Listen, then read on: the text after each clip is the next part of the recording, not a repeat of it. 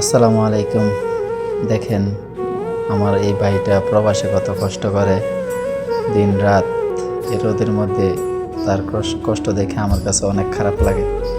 আসলে কি আমাদের প্রবাসীদের কষ্ট কেউ দেখার মতন নাই, না দেখে ফ্যামিলি, না দেখে বন্ধু বান্ধব, না দেখে আত্মীয় স্বজন।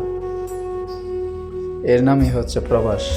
আসলে প্রবাসে একা থাকার মতো যে কষ্ট, এই কষ্ট কাউকে বোঝানোর মতো না। 12 ঘন্টা ডিউটি করার পর রুমে এসে রান্না করতে হয়, খাওয়া দাওয়া করতে হয়, গোসল করতে হয়, আবার বাজার সদাই করতে হয়, সব কিছু এই 12 ঘন্টার মধ্যে। তারপর ঘুমাতে হয়, আবার এই কাজে আসতে হয়। এটা আমার কাম, ঠিক আছে।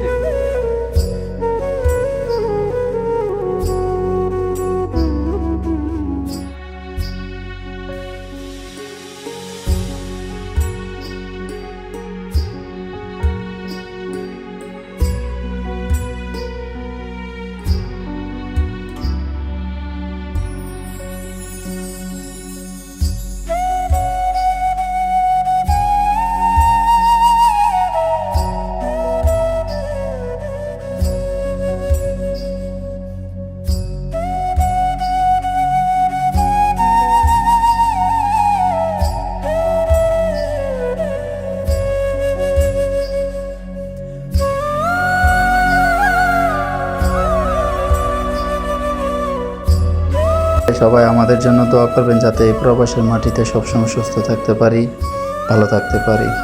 আল্লাহ হাফেজ। আসসালামু আলাইকুম।